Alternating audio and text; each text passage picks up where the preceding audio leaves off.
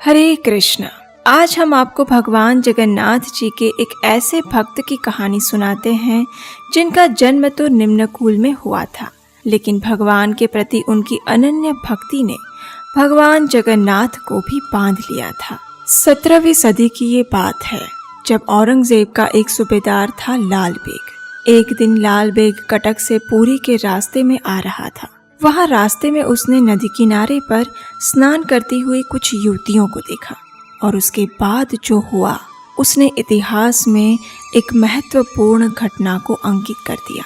स्त्री लोलुप लाल बेग को देखकर अनेक युवतियां वहां से भाग गई, लेकिन एक युवा विधवा ब्राह्मणी स्वयं को नहीं बचा पाई। शिकारी के पंजे में फंसी हुई उस ब्राह्मणी ने लाल बेग से आर्द्र वाणी में प्रार्थना करते हुए कहा, भगवान के लिए मुझे छोड़ दो, मैं एक बाल विवाहित विधवा ब्राह्मणी हूँ, मुझ पर इस प्रकार अत्याचार मत करो, कृपया मुझे जाने दो। लेकिन लाल बेग तो एक क्रूर स्त्री लोलुप यवन सिपाही था। उसके समक्ष दया और करुणा की अपेक्षा करना व्यर्थ था। आखिरकार लाल बेग उस ब्राह्मण युवती को उठाकर अपने साथ ले गया।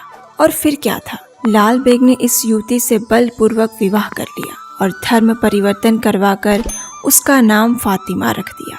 अब देखिए, इस ब्राह्मण युवती से लाल बेग को 5 संतानें प्राप्त हुई, लेकिन उसमें से केवल एक ही पुत्र जीवित रह पाया और इस पुत्र का नाम उन्होंने साल बेग रखा। काल का चक्र घूमता गया। साल बेग अब युवान हो गया था और उसने भी अपने पिता के साथ सैनिक की तालीम प्राप्त की और उनके साथ युद्ध में जाने लगा। जैसा कि हम जानते हैं, साल बेग की माता एक ब्राह्मणी थी और बाल्यावस्था से ही वह भगवान की भक्त थी। नियति उसे एक यवन परिवार में जरूर ले गई थी, लेकिन भगवान के प्रति उसकी भक्ति कभी भी कम नहीं हुई थी और उसी का फल भगवान अब उसे देने वाले थे। एक दिन क्या हुआ कि साल बेग अपने पिता लाल बेग के साथ युद्ध पर गया था। युद्ध के दौरान दोनों ही अत्यंत घायल हो गए। इन दोनों की ये स्थिति देखकर साल बेग की माता अत्यंत दुखी हो गई और दोनों की सेवा और उपचार करने लगी, लेकिन ईश्वर इच्छा से लाल बेग नहीं बच पाया और उसकी मृत्यु हो गई। पिता के अवसान और स्वयं के शरीर से पीड़ित साल बेग अत्यंत दुखी था और उस समय उसकी माता ब्राह्मणी ने उसके अंदर भगवान की भक्ति का बीजारोपण किया। उसने साल बेग से कहा, यदि वह भगवान की भक्ति करेगा और उनके पवित्र नाम का जप करेगा तो वह 12 दिन में ही स्वस्थ हो जाएगा। माता की ये बात सुनकर साल बेग ने अपनी जिज्ञासा प्रकट की और अपनी माता से भगवान के नाम, रूप और गुण के विषय में और जानने का प्रयास किया। माता ने कहा, हे पुत्र, वृंदावन चंद्र श्री कृष्ण ही परम भगवान हैं, जो कि वृंदावन में रहते हैं।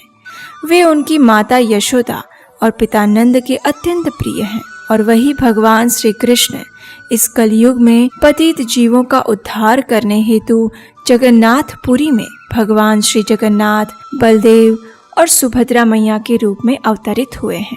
तुम उनका ध्यान और चिंतन करो।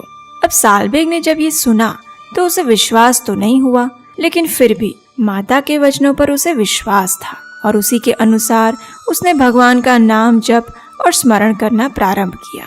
भगवान से उसने अनेक प्रार्थनाएं की और अचानक एक दिन साल बेग ने स्वप्न में भगवान के दर्शन किए। भगवान ने साल बेग को एक भभूति देते हुए कहा, हे साल बेग, यदि तुम इस भभूति का लेपन अपने शरीर पर करोगे तो तुम तुरंत ही स्वस्थ हो जाओगे। भगवान की मधुर वाणी सुनकर साल बेग तुरंत निद्रा में से जाग गया और उठकर देखा तो सच में उसके सिर के पास एक पात्र में भभूति पड़ी हुई थी।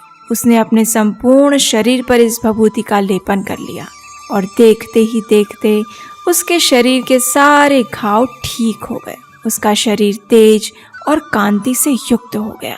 भगवान की इतनी करुणा देखकर साल बेग की आंखों में अश्रु आ गए।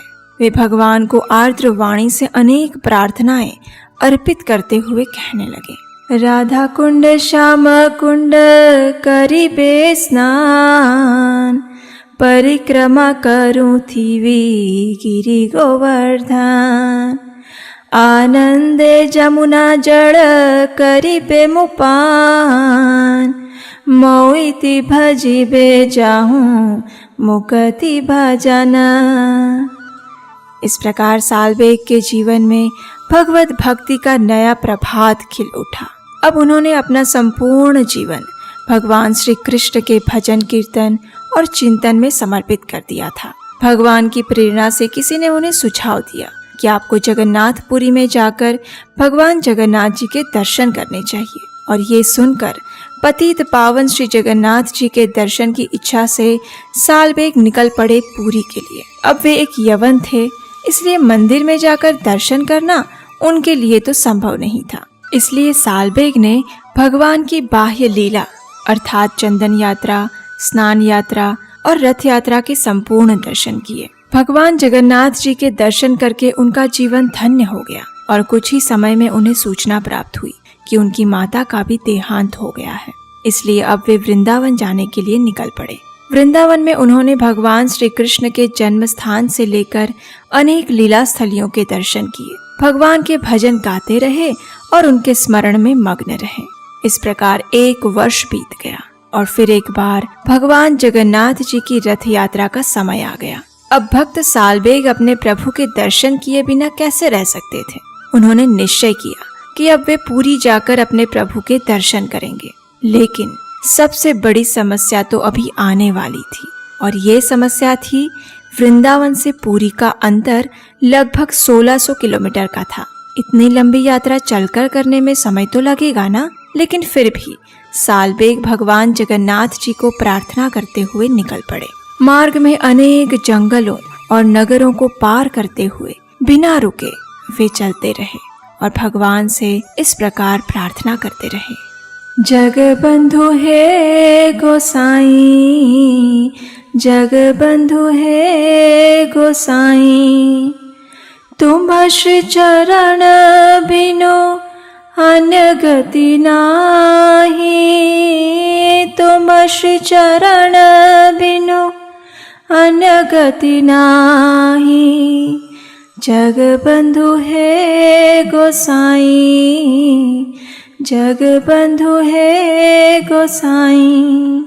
750 कोश चली न पाराई, 750 कोश चली न पाराई, मोह जीव जाने नंदी घोष थी वराही, मोह जीव जाने नंदी घोष थी वराही, जगबंधु है गोसाई, जगबंधु है गोसाई।